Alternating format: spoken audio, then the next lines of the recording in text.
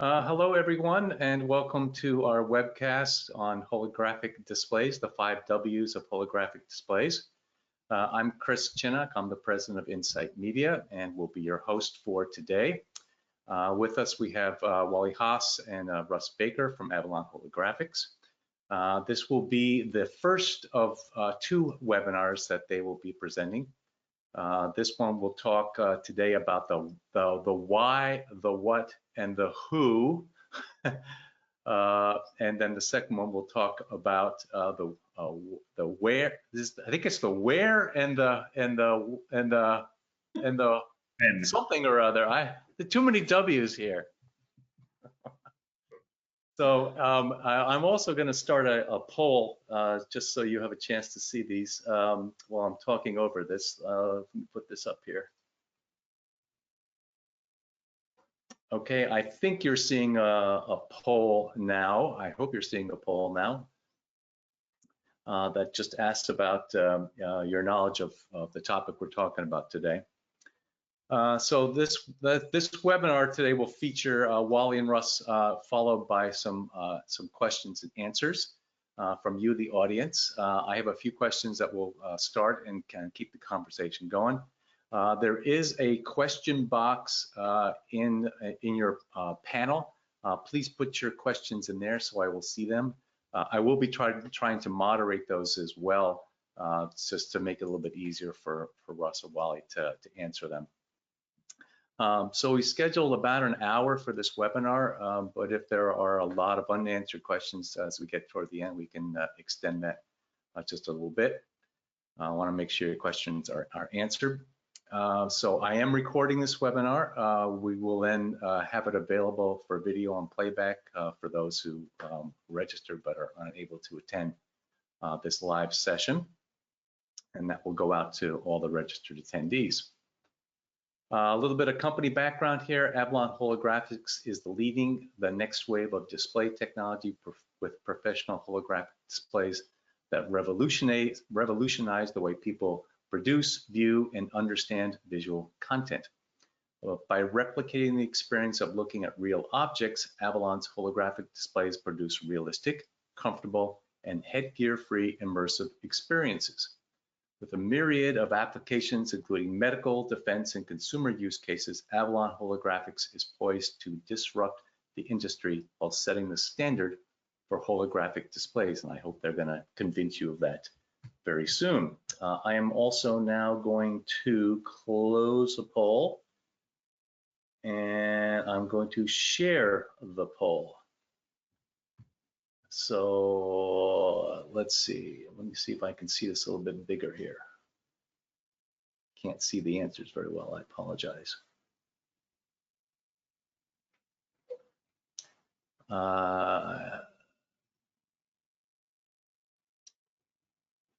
Let's put it over here where I can see it better. I still can't see it big enough. Why is that? It looks like a bit of a smattering, Chris. It's about 31% lots of technical knowledge, 47% some technical, and 22% little or no technical. Okay. That's actually kind of what I would have expected. So great. Thank you. Let me actually, I'm going to launch the second poll now while I go into the second part of my introduction.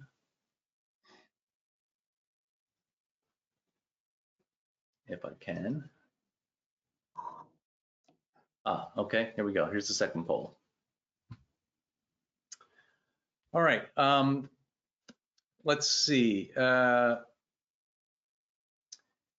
Avalon is in the high-stakes environments such as operating rooms and combat battlefields. Critical mistakes being made, resulting in lives lost and hundreds of millions of dollars in increased costs.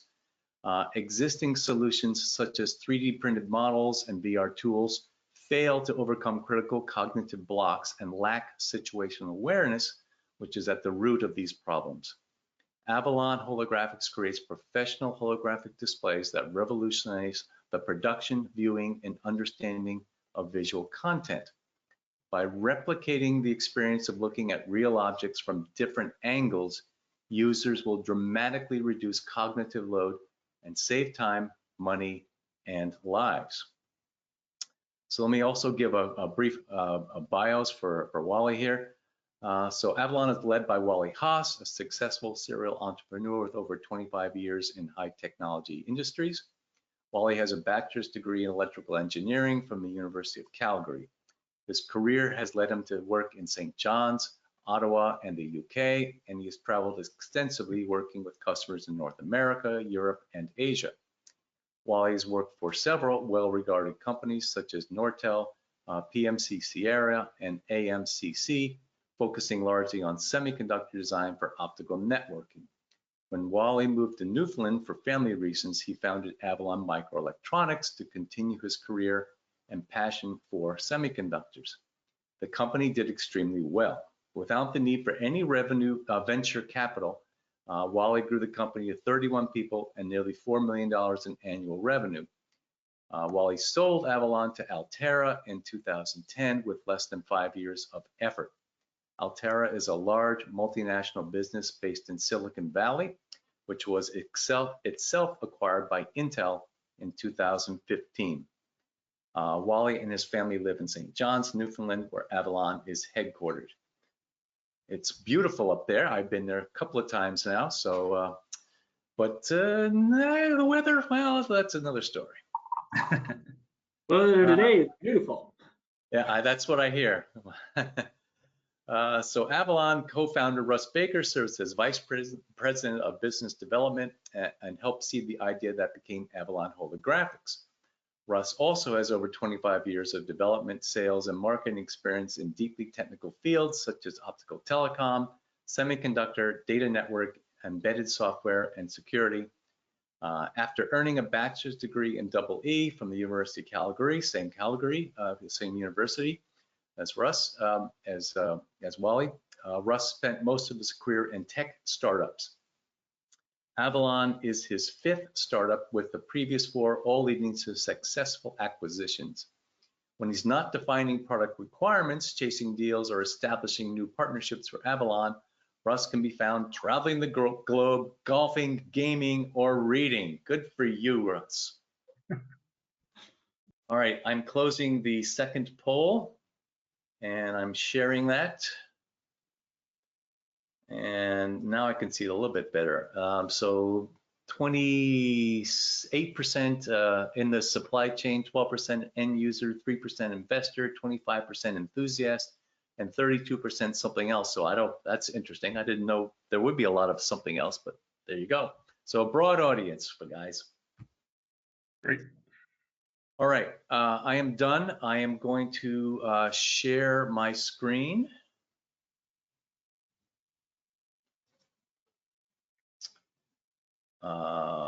Which should be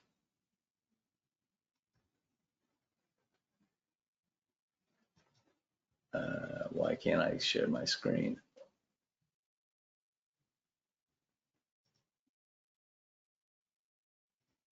Oh, we lost Chris.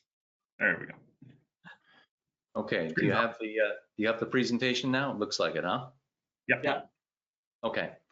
All right, Russ, I guess it's your turn to drive. Take it away. Yeah, perfect. So if you advance the next slide.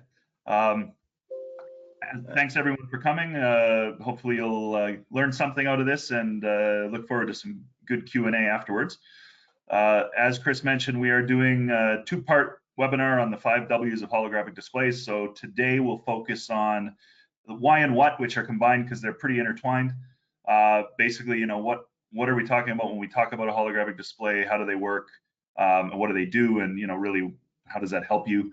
And a bit about who in terms of competitive technologies, not only direct competitors with our particular flavor of holographic displays, but the broader competitive space as well.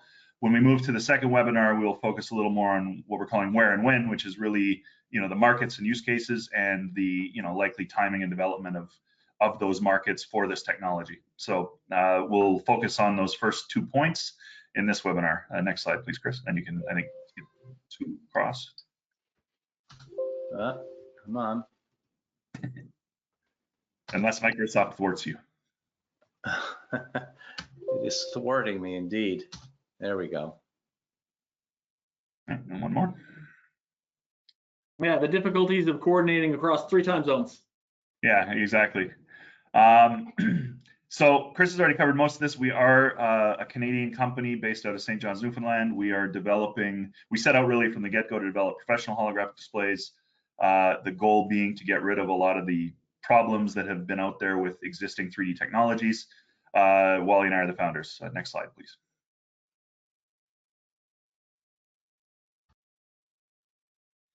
So first, I'm going to talk a little bit about what the public thinks of when you say the word holograms or holographic. You're seeing some scenes here from relatively famous movies. The very first thing most people think of is effectively floating light, and that is because the movies have made very dramatic and good use of that effect, mostly because they can draw directly on the film and make really neat things happen that are physically I'm not going to use the word impossible because it's always difficult to be sure if it's something impossible, but let's call it currently physics difficult. We sort of refer to these broadly as magic light sources. So the idea of floating light, just where you're in a room and interacting like Tony Stark in his lab, that is something that we actually started the company sort of chasing that dream, but we pretty quickly figured out that the only practical way to do that is to light the air on fire with lasers, and that, as it sounds, is not particularly safe for the user. So we kind of make the joke that Tony would probably be blind and burned and full of cancer if he actually tried to do that at least with that technology. There are some exotic technologies out there that people are working on as other ways to effectively make light appear in space. They all have some pretty strong challenges on implementation side, like you're trying to move around a very tiny particle and then reflect light off of it. Of course, the wind often has something to say about that. So there's no obvious practical way to chase this idea, but we always like to get out in front of it because this is the first thing people usually think about. So we're not quite talking about that. If you move to the next slide, there's a video. It may come out a little choppy.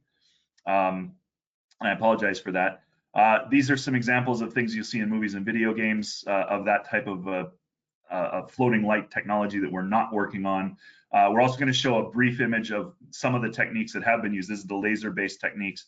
In addition to, one of the examples of a problem there is, you might have a particle just kind of show up in the space, and should that laser light happen to just inadvertently reflect off of that particle and hit someone in the eye, suddenly their eyes are damaged, or maybe they've been blinded. So that's one of the many ways in which that technology is not really feasible. Next slide, please.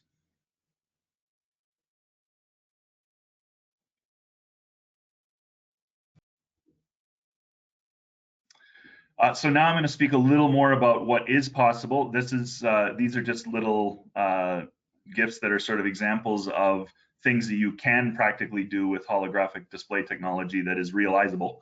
I'm not going to get into these in a lot of detail. This is just the intro to the next slide in another video sequence. So I'll point out right out of the gate here that this is a dramatization, obviously, of things you can do with this type of technology. From this camera angle in the video, you can see obviously we are breaking the frame, and that's an unavoidable challenge when you're trying to communicate this stuff on a 2D screen, which is what all of you are presumably watching this on. It certainly is being broadcast in, so even if you're in a 3D display, it's not going to help you. But these are designed to be perspective correct to the viewer. So basically, if you sort of pay attention to where the viewers are positioned, these images are usually showing up within their sight lines to the display. If you go to the next slide, I'll talk a little more about this.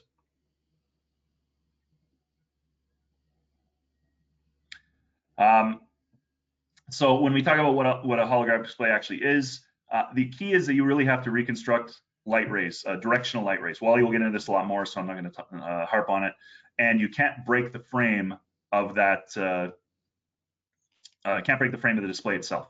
You can't have the light just floating in space. So this image from the movie Prometheus is actually a decent example of that, at least the portion I've cut out, because all of the light in that portion of the image is coming from that tabletop. You can see depth into it. You can see things coming out above it, but it is cut off by the edge of the table. Now, of course, Ridley Scott, the director, and all directors really like that floating light effect. So Chris, if you click one more time, you'll see in the full scene, there is, of course, some of that floating light in there because it looks really cool. So from this camera angle on a real display, you would not see that portion that's floating above the table there. I sometimes point out if there was a vertical screen off camera to the left, then that character would have a sight line to that screen and could potentially see what's being shown here, but this camera or a character standing in this position would not. So again, we're really talking about you need to form real optical images that the viewer's eyes can focus on naturally in order to present proper holograms. Next slide, please. I'm going to hand off to Wally now. This is just sort of a graphic showing sort of the history of visual simulation in both 2D and 3D. I like to talk to this one briefly just because you can see some of the obvious examples in there. I mean, one of the first places where we did 3D was, of course, sculpting, because it is actually physically a 3D object, but painters developed various techniques to infer depth into 2D images, which we take a lot of advantage of now, even in 3D graphics today. And then you had holoscopes, which started to be invented in the late 1800s and 1900s, and a lot of other technologies that have come along since then. Wally's going to talk a little more about, you know, the history and also how this stuff is actually done today. Perfect. Thanks, Russ. So yeah, if you can advance to the next slide, Chris. So I'll just do the intro. So the word hologram was originally invented by Gabor back in the 1940s. And what he's really talking about is what you could do if you split a very pure light source and had that bounce off of an object and combined with constructive interference, both the object and the reference beam together. Back then lasers weren't practical and they didn't have any. The video seems to stop for me, but hopefully it moves forward soon. But then Denisek was able to produce real holograms back in the 60s. And so what we've got is the word hologram in the most pure sense is used to describe constructive interference of light that is created from a object interfering with, constructively interfering with a reference beam. But we think that's a bit of a narrow definition. I'm not sure why this has slowed down. It worked earlier, but that's fine. So we define hologram as an object that is purely made of light. You can tell it's light, but it behaves naturally, behaves in a 3D. So as you move around your head, as you change perspective, it looks real and it behaves as if the object was there. So we have some visuals that kind of help that, but I'm not sure. Did it show up properly for you, Chris? Can you? Okay, so it's slowly playing. Looks like Chris's computer needs to catch up a little bit. That's fine. That's fine. So again, this is just a modified photograph of what a laser, visible laser, could see. Obviously, if you could see that laser, it's hitting a lot of particles. But we really try to define the word hologram the way it was originally meant, which means full record. So if you were to see an object made of light, then that is a hologram. It has to behave naturally. You have to be able to see it from different angles. Multiple people have to be able to see it from different angles. And that's really what we mean when we talk about holograms. So that's our definition of what we're talking about. Next video, Chris, if you don't mind.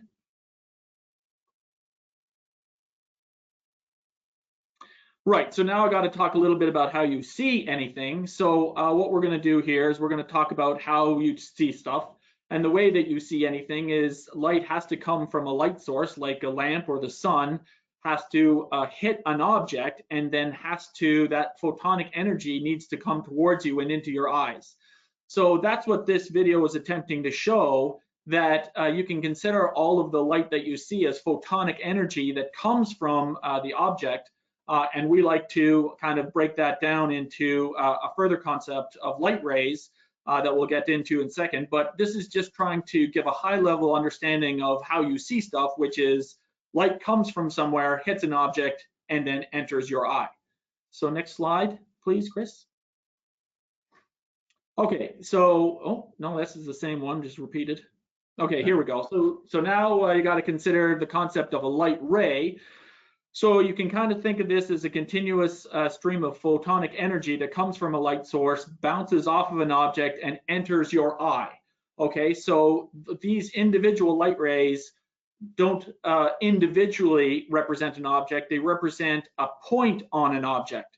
So only collectively, all of these directional rays, when you see them, will you actually be able to perceive the object. So you'll have a left eye view, a right eye view, and we only show 2 individual pictures here, but this massively oversimplifies the situation. You have much more than that in terms of views. You have a lot of individual light rays that come in. Okay, so just leave it on this slide now, Chris, for a second. Oh, no, you're advancing a little fast here. I think you need to go back. So what these slides are, just one more back, Chris, I think, that has the little Hogel. Yeah, whenever you show video over the internet, it's always very difficult. But when you make a holographic display, a lot of these concepts need to be described through video. So it's a bit of suffering no matter what you choose. Can you go back one more slide, Chris? Trying. It's not responding for some reason.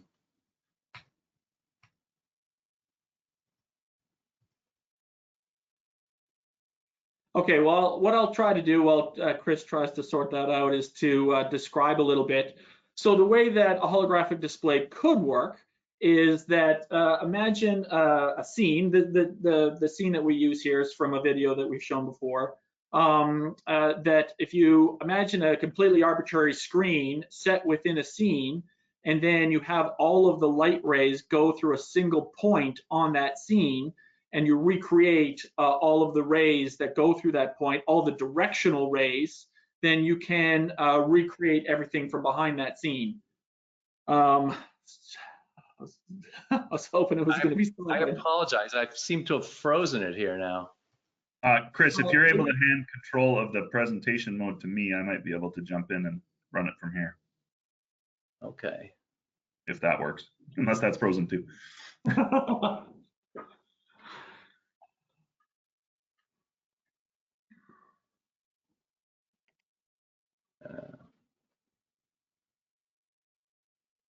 It wouldn't be a real webinar if something didn't go wrong. True. Hold on. Change presenter.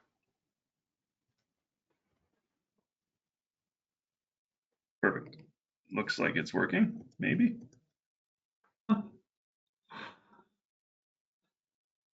Okay, perfect. Thanks, Russ.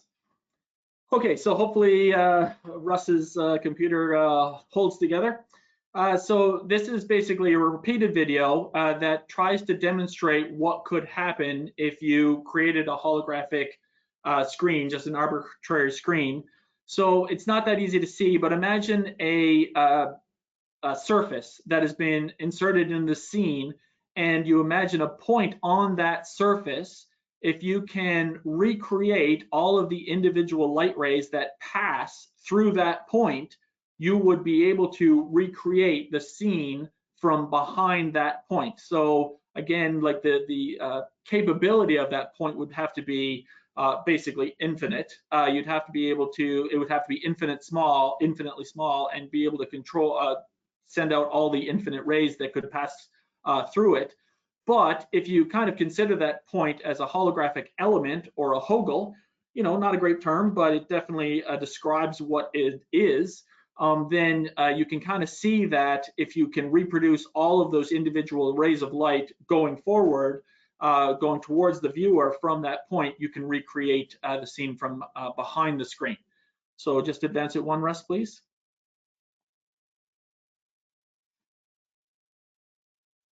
Okay, so now this is a bit harder to potentially comprehend, but this video will repeat. So now the question becomes, well, how can you produce objects that are in front of the screen?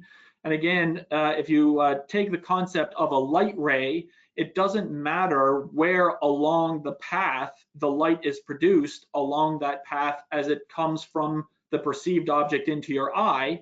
The light itself is, and the individual points define what the object is. So in this particular case, if you take now just a single point on the flower that's in front and produce light from behind the flower using 2 individual rays that happen to converge at that one point on the flower, then you can actually reproduce that point on the flower for each of these two observers. And if you extend that concept further, then you would be able to define that entire object for all observers for any object that was in front of the screen, as long as the light that produced or defined that object came from the screen. So that kind of refers back a little bit to what Russ just talked about before, which is the light that defines the hologram must come from the scene.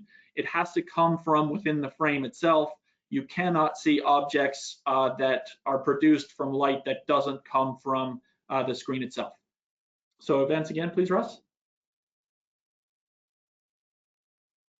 Okay, so what we have to talk about now is all of the individual rays and some of the problems associated with, okay, if you're going to produce all these directional rays, what does that mean?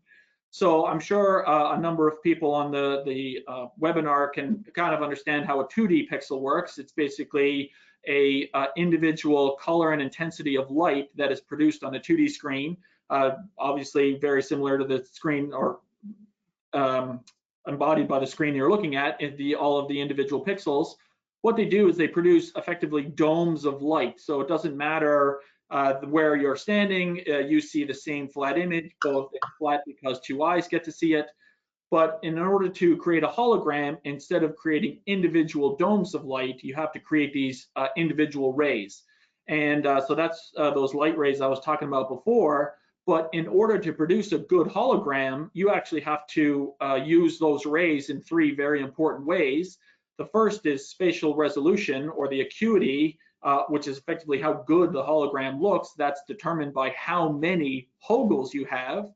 Then you have the viewing angle, so it's depicted as VA here. So what that means is that as you send out rays from that perceived flat screen, those rays are directional, and therefore you will consume rays for all of the viewing angles that an individual or viewer can see.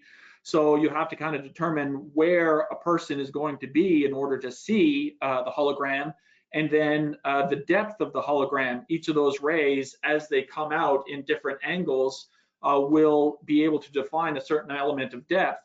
So you consume rays for all of spatial resolution, viewing angle, and depth.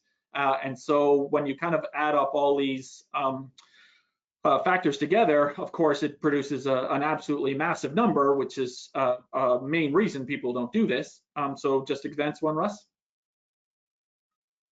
Okay, so this is what it means in order to kind of create a holographic display. So I'll try to describe a little bit on here. Again, this is a screen capture of a video that we have, but if you kind of imagine for a moment a holographic screen resolution of 300 by 300 by 260, what that means is it's 300 Hogels wide, 300 Hogels tall, and we're adding a third parameter for depth, 260 Hogels. So this ratio is extremely useful for kind of defining what a ratio of the holographic experience is going to be. So it's very similar in concept to 2D resolutions. You get a similar experience of HD, whether the HD screen is small or large, of course, depending on your viewing distance. So now let's say in this particular case, you want 260 Hogels of depth, but you want a 60-degree viewing angle. What that means is you're going to need 150 rays per Hogel. The equation's on the left. There are papers on the web if you want to learn how to derive it yourself. And honestly, a lot of these things are simplifications. It's much, much more complex than this, but this is a good, easy simplification formula that can be used. So you've got these 150 rays per Hogel, but then you also need them in both the horizontal and vertical directions in order to actually make a hologram. So you're looking at more than 22,000 rays per Hogel. Then using the previous example of 300 by 300, what you're talking about is 90,000 Hogels multiplied by 22,500 rays per Hogel. So you're looking at 2 billion rays. So this is just orders of magnitude higher than what is currently available from panels. Further, you're talking about the bandwidth associated with controlling all of those individual rays. You can't get away from that. Each of the individual rays has to be addressed just like a pixel. You have to have RGB And if you know a little bit about holograms, you have to add some extra information in there. So the amount of bandwidth associated with making a holographic display is absolutely astronomical. These are the kinds of problems that you have to solve. Just move on one. Okay, so one of the main reasons you have to solve these problems to create a holographic display is because, and Russ will talk about it a little bit further, but I wanted to touch on this very important element of vergence accommodation conflict. So again, just super quickly for those that don't know what vergence and accommodation are, vergence is the position of your eyeballs. So when they're looking at an object, if you're looking at an object very far away, your eyeballs will be nearly parallel. And if you look at an object very close, they will converge in. Now, so that's one element. It's an automatic response by your body. Accommodation is the lens focus. So what that is again, an automatic response trying to focus the light energy into its sharpest image. So there we go.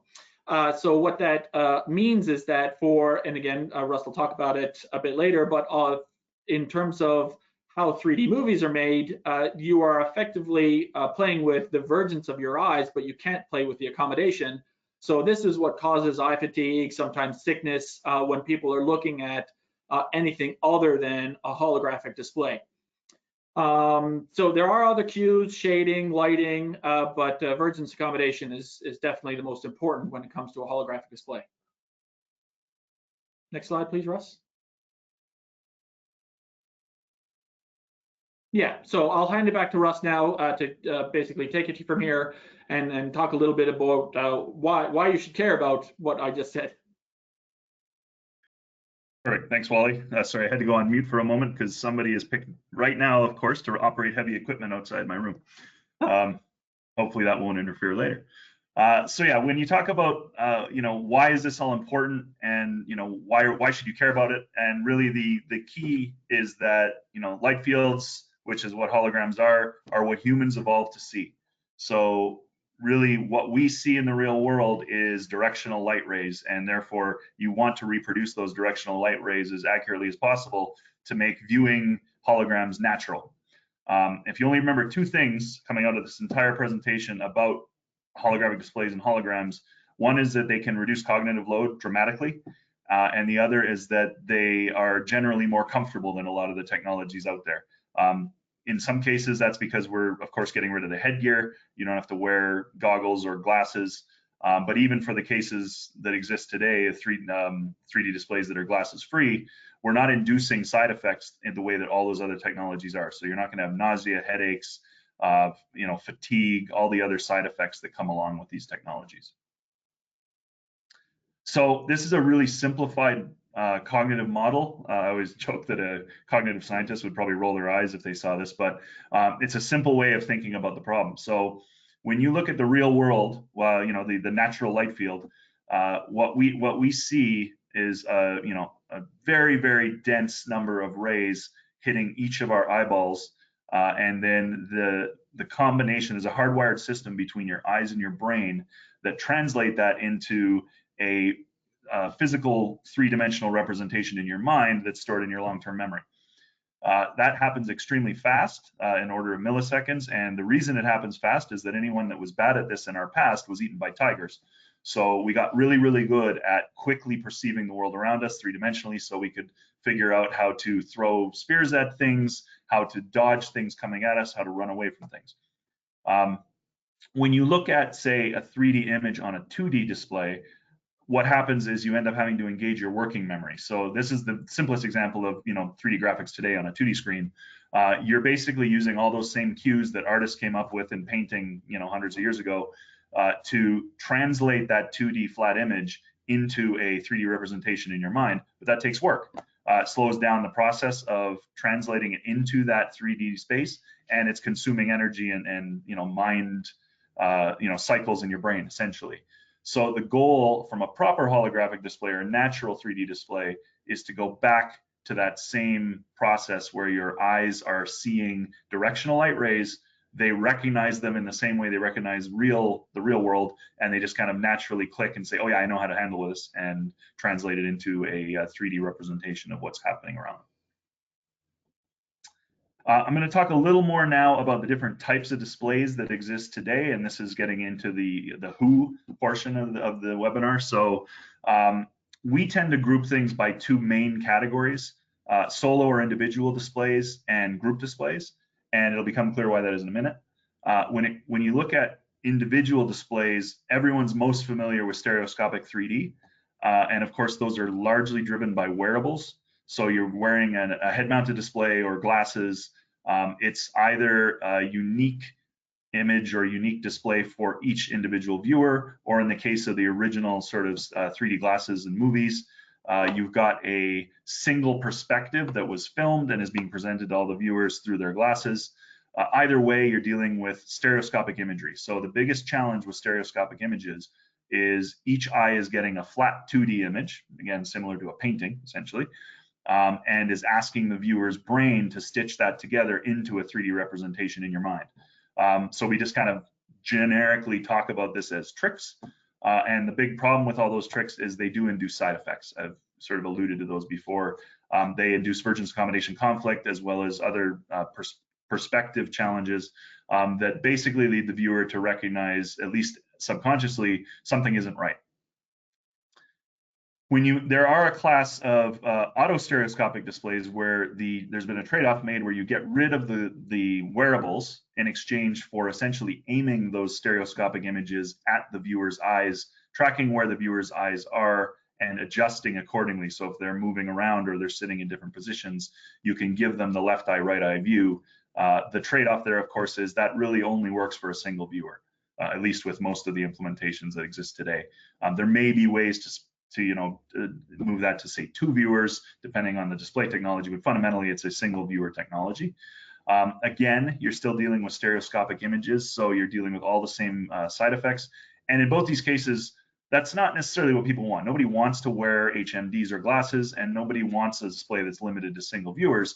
It is just the consequences of trying to build things off of displays and panels that have ones or maybe low tens of millions of light sources, as opposed to the billions you need to generate proper holograms. When you move to group displays, there's a lot more variety here. There's also a lot more, let's say, shenanigans. There are things that call themselves holographic that aren't even properly 3-dimensional displays. They're just transparent 2D displays for the most part. The Pepper's Ghost trick is an 1800s magic trick where you basically take an angled pane of glass and you reflect or refract something happening off to the side out to an audience. Works great on a stage. The Tupac concert, Michael Jackson performing the Super Bowl, a number of these have been done and very effectively. And it's great as an audience technique because the audience is far away and really 3-dimensionality doesn't actually matter that much. We would quibble with calling them holograms because they're just floating 2-dimensional images. And when I say floating, they appear to be floating because the screen is transparent. There's a category of displays called volumetric displays. I'm going to talk about Looking Glass later in their current technology. They actually did some original tech, which was panes of glass sandwiched together. There's other companies doing things with spinning or fast-moving screens, where the screens are moving so fast they basically can't be seen, and you reflect the light off them at different angles as they move. These have some. These are actually useful in certain applications. They have some limitations. The volume of the display is actually the one limitation. You're really confined to the volume of the display itself. In some cases, they'd have difficulty doing things like occlusion. You often will lose depth as you go deeper into the display, especially in the case of where it's transparent and multiple layers. And you don't necessarily have a smooth set of depth planes. You're often limited to certain depth planes. There's a whole broad category we just call other. These are often, again, really have no business calling themselves holographic, or in some cases they're not even 3D. Spinning rods of OLEDs or certain projector systems. These are all effectively just transparent 2D displays with 3D rendered content that we're all familiar with on our own 2D displays. There's an emerging class of technologies that's actually a little closer to what you would want from a proper holographic display. These are in a category called super stereoscopic.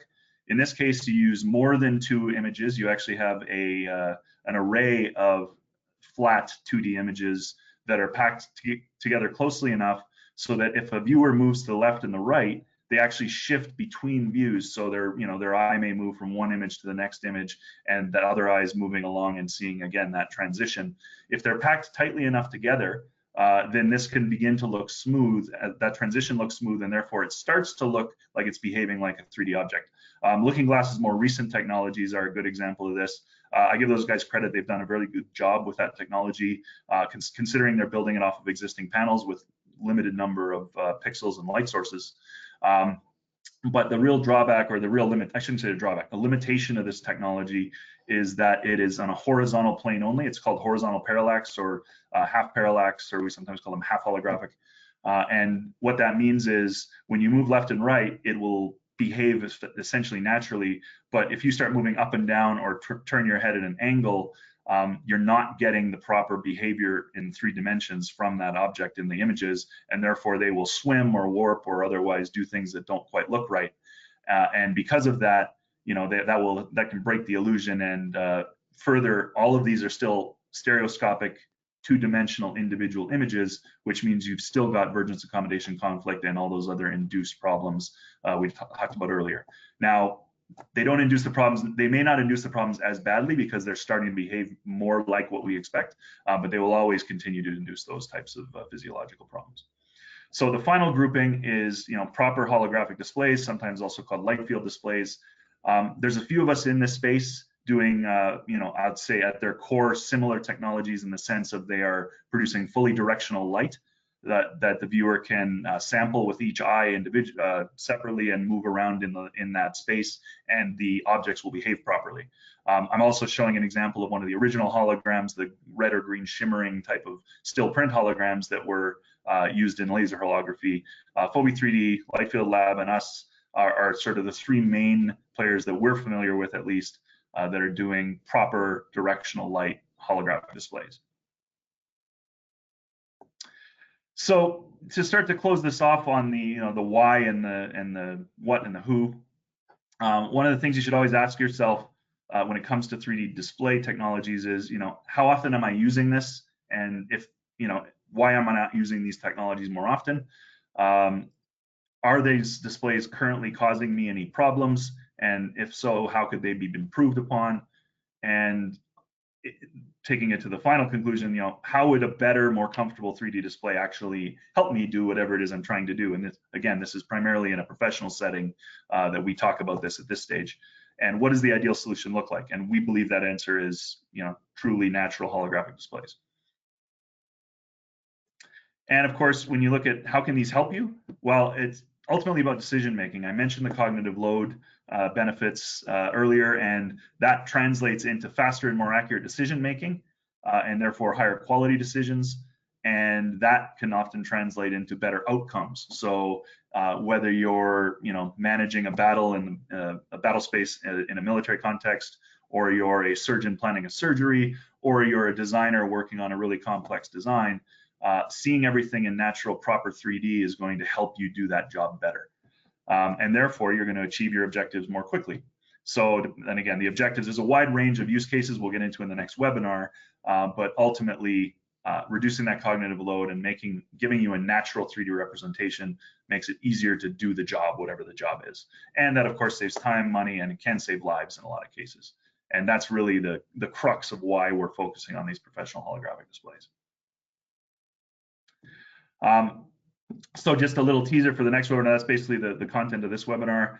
Now that we've sort of talked about what the displays are and what the benefits are, the next one will focus, we'll revisit some of this for the viewers in case somebody missed it, but we'll focus more on where these are used, so end user markets and applications and use cases, and a little bit on when, in terms of how will this technology evolve and when will it come out, when can you expect to buy these for your professional applications, and down the road, of course, for in the home for the fun stuff like watching movies and playing games. And I give you a little teaser here. Defense, medical, and industrial are the 3 use cases we've been focused on and getting a lot of interest in up to this point. So feel free, if you're in one of these, to reach out to us. And that's it. I'll pass it back to Chris so you can, I think you have some more poll questions, and then we can go to the Q&A. Awesome. Thank you, Russ and Wally. Appreciate that. Actually, you've been very modest in this presentation. You haven't talked about any of your technology yet. Do you want to give us a little bit of a high-level preview of your approach? Yeah, that's fair enough. So certainly the underlying technologies are represented in all of the material that Wally described already. We don't tend to get into a lot of the meat of exactly how we're doing it in the public forum, but we do have a prototype display that we've actually had in our labs, and we've been out demonstrating a bit over the last year and change, year and a half, I guess, almost now. We did, of course, get disrupted by COVID. We had big plans to spend most of 2020 out at trade shows and demoing to customers, but we're just getting back into that process now. And in fact, we are on the road right now in the US for the first time in over a year, doing demonstrations throughout sort of the southern US, and we're in Arizona now, and we'll be in California the next couple weeks. So if you happen to be one of those regions, also feel free to reach out to us to request a demo. Yes, I think that would be a very smart idea. Let's see, let me throw up one more poll here while we go into some of the other questions. I think I have to give you presenter back, possibly. I think it shows up on the screen, but I'm not sure. Yeah, I just sent it back to you. I think it just came up. So. Okay. Okay, so there's the poll up there, if you would look at that. And let me look at some of the questions that are coming in here. Scott asked, can we get the PowerPoint slide deck afterwards? Russ, Scott, Russ or Wally? Yeah, I think we've got to figure out how to share the video portions. It's quite large, but we'll see if we can find a way to share at least portions of it. Yep, okay. Darwin asks, it looks like your technology approach is using ray construction and not wave front construction. Any particular reason to compare with both technologies or compare with both technologies? Yeah, I can take this one.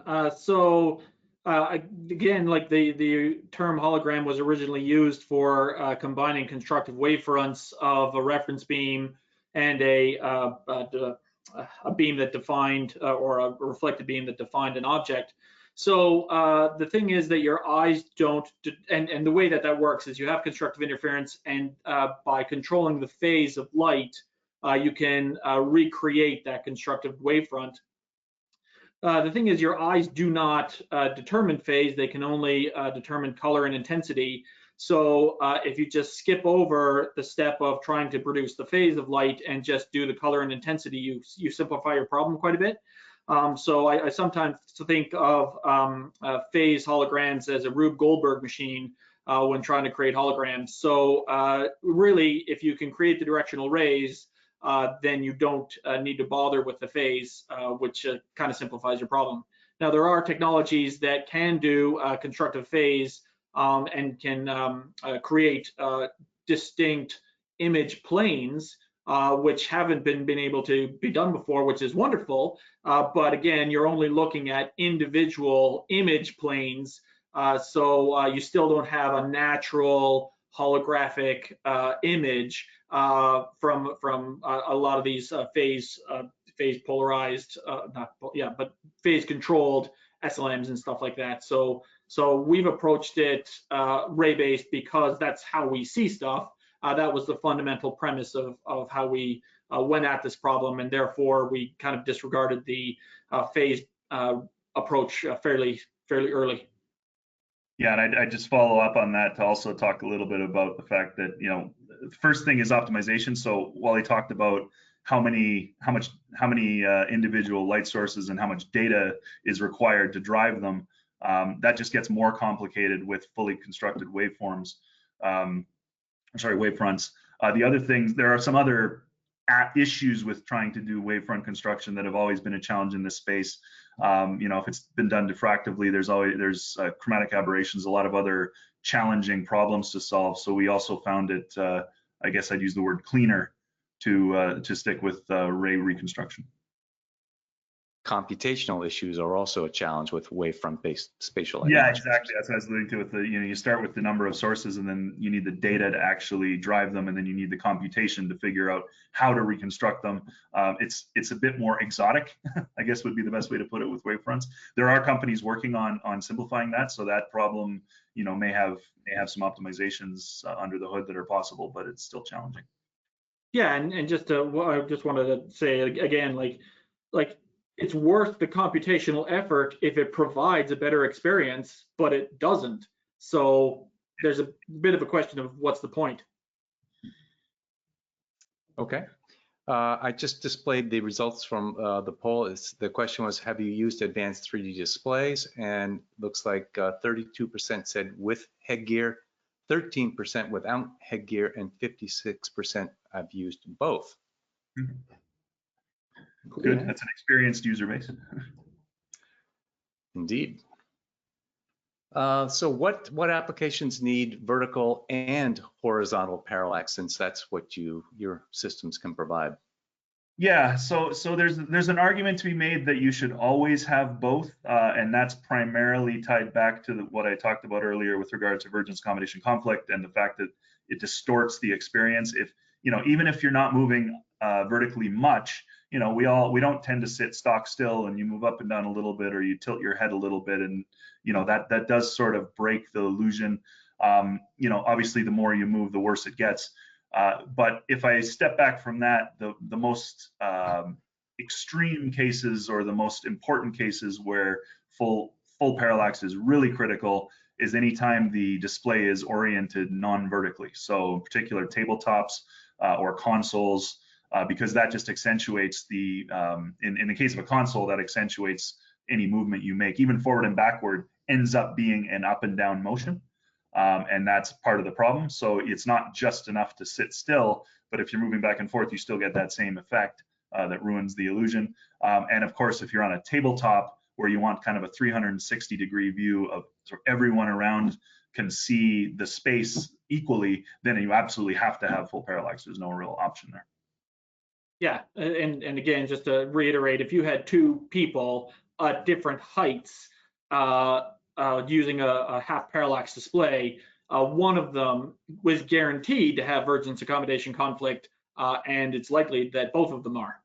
Yeah, and their perception is one of them is going to have the incorrect perception of the scene, because that scene has to be kind of set. The camera position of the original scene has to be set for the one viewer, and the other viewer at a different height is seeing something incorrectly. It may not be a huge imprecision, but it's definitely there. Yeah. Great, thank you. All right, we got a lot of questions coming in here. Let me just try and filter through some of these here. Chris, do you know we can see your desktop? Yeah, for some reason I'm not showing your video here. I'm not. No, that's fine. I just wanted to make sure that you knew that we could see, I guess. Yeah, now it goes back to the splash screen here, so I'm not quite sure why your videos are not showing. Well, we're seeing ourselves, so. You are seeing it, okay, because my audience view it doesn't show it, but okay, great. No, I'm only seeing Russ and myself right now. I'm not sure. Yeah, ourselves. Wally and I can see. Okay, that's all right. Fine. Super. Going back to an earlier question here, Lizu says, what are the most challenging barriers for commercializing the holographic displays? You want me to take that one, Wally? I can start. You can jump in. Yeah, so obviously there's quite a few things. This is a new technology category. It has all the typical challenges that come with trying to introduce something that's fundamentally different from the way people are doing things now. We have a lot of benefits or advantages on our side that people are quite familiar with 3D rendering and 3D content in general. So the biggest technological challenge, which is also a business challenge, is really just commercializing the technology at a level that can be volume produced reasonably inexpensively. The first prototypes we've built, we're using off-the-shelf parts from suppliers. That gets fairly expensive when you're doing it in low volumes. We're looking towards the long term of having flat panel technology that scales in roughly the same way as 2D displays, so that we can get all the same benefits that the existing display panel industry has in terms of mass manufacturing. So that's sort of the now versus the endpoint, and there's a huge gap in the middle that is, of course, where all the challenges lay. But we believe we have a path to navigate that. But that is really the ultimate challenge, is getting it to commercial and eventually consumer volumes, and therefore getting mass adoption. Yeah, the first displays are very, very expensive, but we're finding ways to drive the cost out. Yeah, and I guess the other half of the equation is the content in general. Everyone knows one of the reasons 3D technologies has struggled in the past was there wasn't sufficient content available. We've focused our initial efforts on synthetic rendered content, specifically because that's at least a domain that is very mature, and there's lots and lots of activity, and we can take that exact same content and put it on our displays without needing the content creators to do a lot of additional stuff. When we get to consumer land and we're trying to deal with captured video, that sort of thing, you're seeing some of that emerge now in the volumetric capture side. You can imagine that as that matures, we can piggyback what's happening there, but that does take longer, and that's one of the things that will be important, is the ecosystem development over the next, say, 5 years. So can your system take, is there a plugin for example, content that comes from Unreal engines or Unity engines that can display directly onto, be processed and displayed properly on your display? Can you do that now? Yes, we have an Unreal Engine build that it's actually in the final stages of being sort of released to our alpha and beta customers. We're also going to be building a Unity port over the course of the next year. We've got a different contract in place for doing that. So we will have Unity and Unreal support, for the user base. We have some now, and we'll have Unreal now, Unity later in the year. Okay. Yeah, and just to expand on that, if someone had their own 3D application, we also can provide an API that allows them to do the front end of the holographic rendering. Of course, when we kind of talk about the billions of pixels and billions of unique ray sources that we're talking about, there's no GPU server cluster situation that makes any sense at all. So we have a proprietary compression system that allows a normal Unity or Unreal or custom application to do the compressed front end, and then our custom compute solution takes it and creates the hologram. Yeah, so go ahead. I'm sorry, do you have to, can you do this in real time, or do you have to pre-render synthetic content? Real time. Yeah, you can pre-render as well now, but with that rendering system, the goal is to get to pretty much any system can drive it at 30 frames per second, fully interactive. Awesome. There was a question about classification of the looking glass portrait display. I guess you would call that a super stereoscopic. Super stereoscopic, yeah. And I'm still waiting to receive mine. I ordered one because I want to see it. But assuming it had, I think the specs they've talked about, it's same class as the existing ones they have, so that should be a super stereoscopic display as well. Yeah, and like Russ said, they've done a great job. If you want a half parallax display and you're a single user, that stuff makes a lot of sense. It's just not ray based. Indeed. Wendy asks, any planned road trips to the Europe or UK? Actually, yes. It's a little dependent right now on which shows go ahead. We've been sort of champing at the bit to get out and start being at trade shows. So we do have the possibility of being at some of the European shows in the fall. And certainly once we're out there, we're going to take advantage of doing some additional demo opportunities. So keep an eye on our feeds, or if you're particularly keen, you can reach out to us directly. And as that develops, we're still a little bit hamstrung by which countries do what when in terms of COVID opening. But there are a couple of the shows in September that look like they may go ahead, and that'll bring us into Europe in, say, the September-October timeframe. Okay. Doug has a nice pat on the back for you. He says, very well done. This is the first real explanation of the requirements to make this type of display to actually work. That's why we did it. Just wait till you see it. Then more excitement will happen.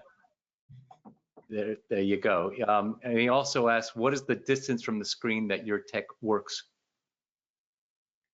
Okay, so well, go ahead, Russ, please. Sorry, yeah. So obviously that does depend on the display and the optics, and we actually, Wally talked a little bit about the fact that the optics can be changed for different viewing angle and size configurations. So we often, like for our first prototype that we're demoing now, it's about a 29-inch diagonal display, and it's really, you think of it as a desktop class. So it's optimally viewed from somewhere in the neighborhood of 1 to 2 meters. And there is, with any of these displays that are properly holographic using directional light, there is a point, if you get too close, you're actually inside the viewing region and you can actually lose the sides of the display. And that's, that's somewhere in sub 1 meter range for that display because it has a fairly narrow field of view. But once you get out to, the later generations, as soon as you get the viewing angle reasonably wide, that starts to become less of a constraint. They are viewable from any distance. The further back you go, actually, in a lot of ways, the cleaner it looks. If you have, in a prototype, at least we have artifacts, as you would imagine, and those sort of go away when you get further back because of the way the human eye works. But fundamentally, there's no particular limit in distance that you can use it. We designed the desktop class to be, desktop usable, sort of 60 centimeters plus will be the typical target. When you get into other configurations, then it's really use case dependent. So different optics will lead to different distances. Makes sense. Arian asks a little bit, coming back to the formats that you can process. Arian asks about using 2D video, perhaps with a depth map. Can you ingest that and create an image? So the answer is not right now. Generally, some of these depth maps are created artificially. They're used, they're created through machine learning, and some of the artifacts that create them don't look particularly good. But the point of this prototype and really our early sort of commercialization is for professional displays, and therefore we haven't focused on the more consumer, more film or pre-processed or previously processed content. We mostly work on content that is meant to be interacted with in near real time or real time. Yeah, and I can expand on that a little bit to say that, like Wally's certainly talking about a lot of the capture that's done now, like say in an iPhone or something like that. Really, at this stage, if it can be translated into a renderable model, like a 3D model, so you're using, we do have stuff that's been translated into GLTF from photogrammetry, for example. Once it's in GLTF, we can render it just fine. But if it's a format that's still fundamentally dealing in 2D images and pixels, there are technologies out there that will take those and ingest them and turn them into models. We're not doing any extra work on that. So really, once you get it into a renderable 3D model, we can handle it. But until then, we're not focused on that. We do expect to get into that space down the road. Okay, but I mean, fundamentally, you have a very high resolution display, so you kind of want to have a high resolution input format. Otherwise, you're going to see those artifacts, I would presume. Yeah, if you're dealing with a few images that have been stitched together with some, some LiDAR or time of flight information, then anything that doesn't, any artifacts that translate into a 3D model that you'd see on a 2D screen are also going to be there, of course, with ours. Okay. Dieter says, is there any technology in sight apart from having enough pixels that would make a real light field display possible beyond these low-res demonstrators? Well, you cannot, if you want to produce a hologram, you cannot get away from directional rays. And you can either spatially mux them or temporarily mux them, but you need an extremely high density of rays, and you need a lot of them, and there's no way to get around that. So if there are different ways to create the higher density, create better directionality, then that is certainly something that could potentially help a holographic display. I'd like to think we've certainly looked at a bunch of different technologies and have chosen what we think is a good approach, but there's nothing fundamental that, unless you can spatially mux or temporarily mux, those directional rays better that immediately come to mind. Yeah, and really the only trick, I guess I'd say, for doing something like this today with existing technologies, if you've got a given pixel density and size, you can make a really large display and have people further away from it, and that gets you more rays to start from, which means you can optically manage them and turn them into something that has more fidelity. But it's A, very expensive, and B, obviously you're sort of constrained to that large format. So in most of the professional applications we've looked at, that's not there's interest in that, but it's not the core interest, and it still remains quite expensive because you're now talking about packing in a lot of display technology into that say size. So many companies have used this term holographic display to refer to a wide variety of solutions, from Pepper's Ghost, which you talked about, to wave-based spatial light modulator implementations. So is this kind of marketing appropriation of the holographic display term, is that a good thing that raises awareness for the market and these technologies, or is it a bad thing because it muddies the end user understanding of these differences? Well, obviously, that's a very loaded question. I would say the way that we use hologram is good because we are producing light the way that you perceive it in real life, and we are using the word hologram the way it was originally, what the word hologram means in terms of full information. I would absolutely not say that using the word hologram for something like a Pepper's Ghost is good, because absolutely, as the question asker alluded to, it horrendously muddies the waters, but people are free to use the word hologram, and if they use it incorrectly, there's not much to be done about it. What we're trying to do is trying to define the word hologram in a way that aligns with a user's experience, what the world thinks a hologram is supposed to be, that also is producible. So yes and no. Russ, maybe you wanna. Yeah, I'd agree with that.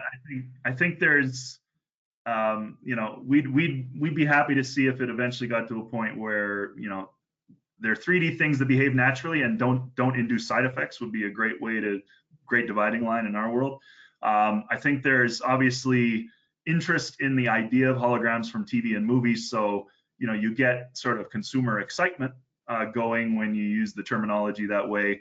I do think it's going to muddy the water and cause lots of problems when you get people starting to actually compare, when all the technologies are out there and people start using them and saying, wait a minute, this, I saw that thing over there that seemed to behave properly.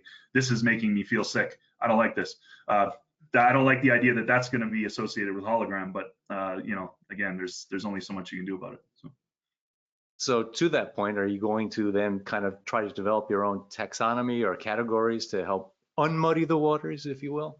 Yeah, we've been working on that for a while. We've actually been talking a bit with some of the other groups in the space that are also trying to deal with things like standardization, and we've got some ideas that are still forming on trying to come up with simple terms that people can understand. You saw a little bit of it when we at least trying to distinguish between group and individual displays, and some of the terminology is too technical, I think, as a broad taxonomy, but stereoscopic and super stereoscopic are at least accurate technically, which is a great starting point. So it's easy to distinguish those if you understand what the terms mean. We are looking to pull together some simplified taxonomy that helps sift through that whole space, because there's a lot of different things in the space right now. Indeed. So I'm looking at the questions here. Just give me a second. Among the companies working on light field, you didn't mention Visby. Are they an important player? Yeah, they are. We actually kind of explicitly, at least in those slides, I was explicitly referring to people that are doing physical display technologies, and even then I was carving it up. I wasn't being completely inclusive. So there are companies that are focusing on a little more on the data processing side of things.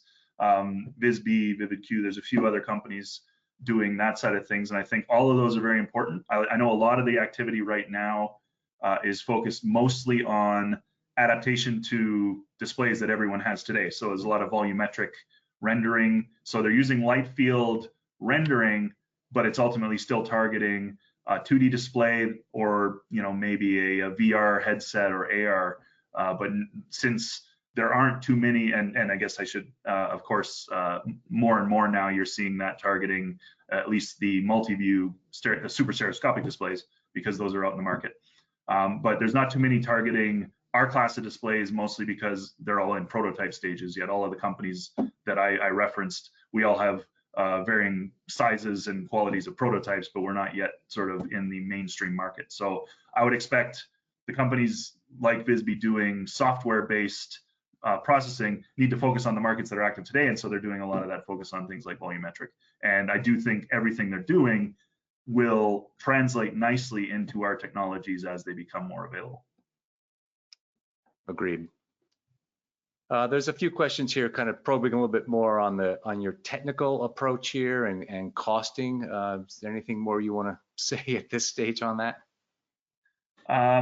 Not too much in detail. So I will say, we are currently doing the prototypes we have now are based on sort of off-the-shelf technologies we can get our hands on, projector-based technologies. But our long-term goal is flat panel production, fully integrated. So it'll be similar processes to what you use for 2D displays today. And we can't get into a lot of exactly how that's going to work or anything like that. But the goal is to get to cost points that are closer to what the 2D display environment is capable of. It's obviously predicting years out into the future is pretty tough, but the targets are something in say 3 to 5x the cost for the equivalent size of 2D display to get a proper holographic display. That's the end goal. That in the next webinar, when I talk more about the when, that will be part of that conversation. Indeed. Here's an interesting question from Joe. Can you briefly explain the difference between a Hogel and a voxel? Ooh. I don't know about briefly. Okay, so I'll try to take a bit of a stab at this. So a Hogel is a holographic element. So if you remember from the presentation earlier, it's basically a infinitesimally thin 2D plane that controls or has the ability to control individual rays of light coming out of it. And so it creates a volume, but it doesn't look like a cube or anything like that. It looks more like a bow tie because you're creating these directional rays that head out, and they can go in a wide viewing angle. But it's really a Hogel is meant to describe a point in space of which directional rays go through. A voxel is a volumetric element which is meant to consume or produce light in all directions from that particular spot. So if everybody around wanted to see green from a single point in space, then you would a voxel makes a lot of sense. However, I'm just going to grab something easy. Like here's a blast from the past for your viewers. But here's a calculator. If this was volumetric and we wanted to make a gray here, right? I'm just going to look at the corner. So your viewers would see a gray and I can see a gray, and that's great. But if you tried to produce this with voxels, we would all see the same object, but I can't see the screen, even though you can, because the webcam is at the viewers, but I can only see the back. So a Hogel, depending on where the screen plane was, right? Like if it was like here, we would all be able to see the object here. It would work with refractions, different objects, specular. So all of that is possible with a Hogel, but with a voxel, it's really meant for volumetric, in which case everybody sees the exact same color and intensity from all angles. Omnidirectional.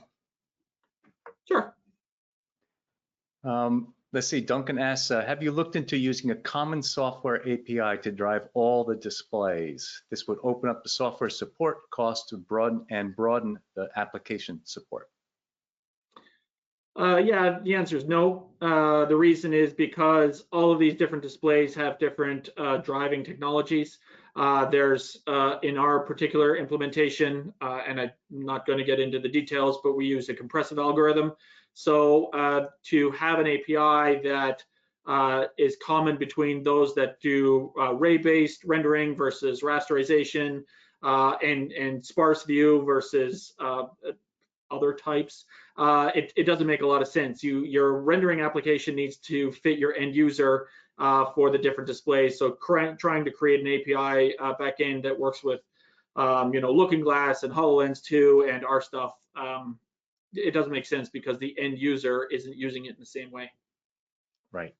Yeah, and I'd say there are efforts to try to figure out like transport mechanisms that might be able to deal with all those varieties of underlying encodings, but it's pretty difficult to kind of do it universally so that every display can just receive the same data and then present it naturally. There may be ways to do that within a limited subset, but probably not across the board. Right. I'm going to launch another poll while we're talking here.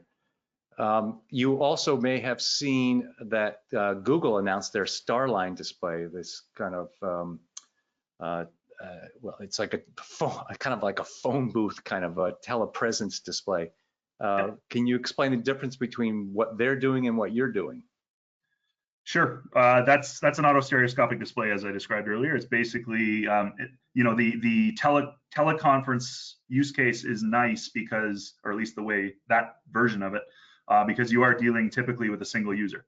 So, and I'm sort of speaking based on what I've read about it and what I know about these types of technologies, but that looks a lot to me like a autostereoscopic display where they're tracking the viewer's eyes and trying to present them with a natural experience of looking at the person on the other side of the camera.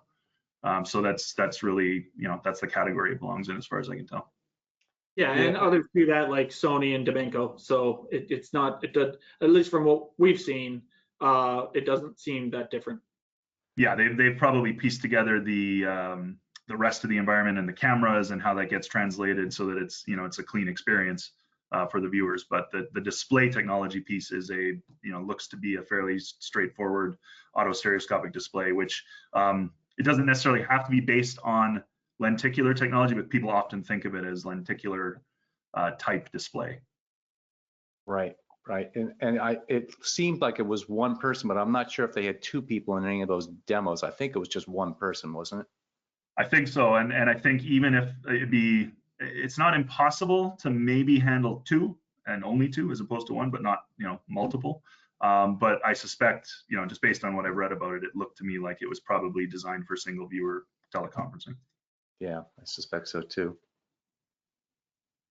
I think this is the same poll again with different answers. Yes, I think so too. Oh, maybe we had different people in. Well, obviously we've gone a little bit over, so I would imagine that some people had to drop off. Yes, indeed. Well, we still, we'll keep, you want to keep going? We got a lot more questions here. I'm happy to go for a few more minutes. Okay. So we talked a little bit about, the synthetic content you can do, but you touched on video content. Are you able to ingest any kind of video content at this stage? So right now, we don't look at the source of the data. So if someone were able to, and Microsoft and others have worked on this, to take live video and create 3D wireframe with texture maps and UIs and stuff like that, we can take that data in. So if there are those that have created translated live video and can create these models, whether they're precompiled or want them to be streamed, we can definitely ingest that. We don't work on the front end of how to create the 3D wireframe. Sure. We just take the 3D wireframe and display it holographically. Yeah, it's probably also worth clarifying. We can, of course, take 2D video and put it on a virtual screen in the space. Sure. Right. That's great. Okay. There's a question here about the size. Can your technology scale? In fact, that's one of the poll questions I didn't put up yet. Right. Yeah, so the simple answer is absolutely. If you imagine once we move to a flat panel technology, we can do anything flat panels can do, and therefore anywhere you've got a screen now, you should in principle be able to have a screen, a holographic screen. This all becomes a question of essentially standard market dynamics, cost and market requirements. So the thing that's a little different for holographic displays compared to 2D displays will be the fact that you can do different optics for different use cases. So looking far out, you imagine you eventually have a mobile, like a mobile phone display. You can actually kind of keep the viewing angle on that tighter because the viewer is basically controlling, aiming it at their face the whole time. Companies have already taken advantage of this sort of thing. Even the old Nintendo, 3DS did that to some extent. We can do a way better job than that, but you can have, for that use case, you might keep the viewing angle narrow. Whereas if you want a big conference room display for, a whole bunch of people to sit around and look at, then you'd have a wider viewing angle. So you'd have different optics packages for the displays. That's probably the biggest difference on a holographic display from a 2D display. But otherwise, the size can scale to huge walls down to mobile phones.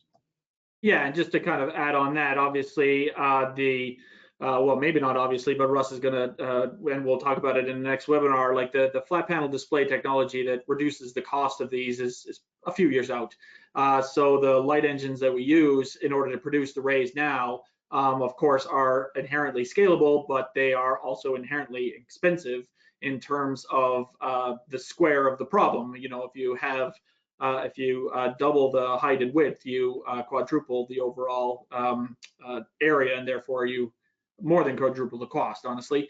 And then depending on where the viewer is, what the viewing angle is, you're probably wasting time and money if you make a display too big for the viewing angle and the experience that a user is going to use it in.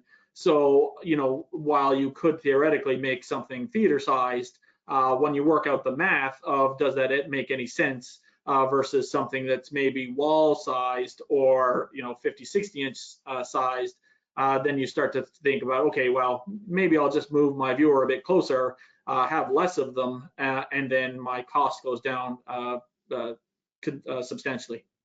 Yeah, I sometimes joke we could probably build you a holodeck today, but I think my only target market is Jeff Bezos and Elon Musk. So that's a tough market. After they reach Mars. Indeed.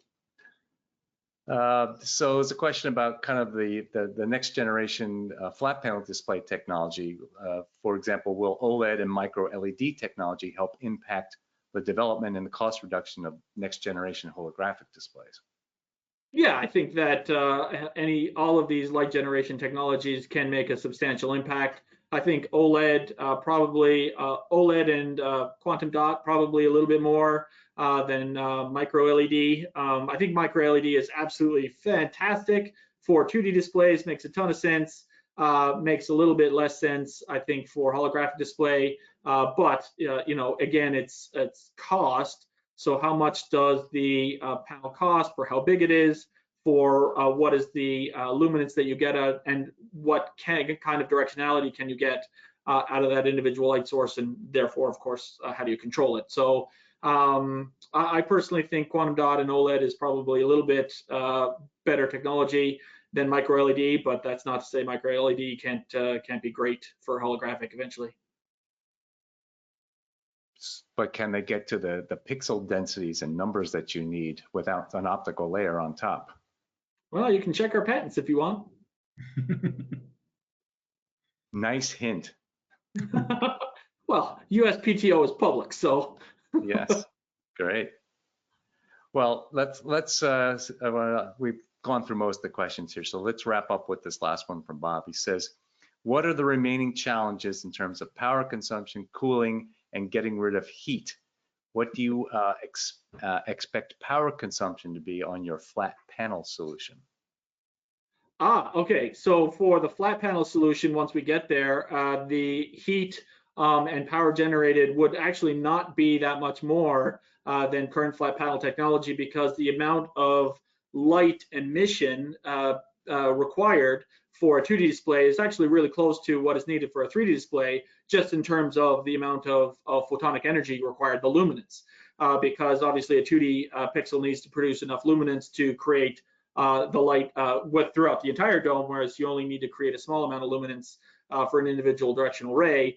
Of course, you're going to have semiconductor chips that sit on the back that have to control all that stuff.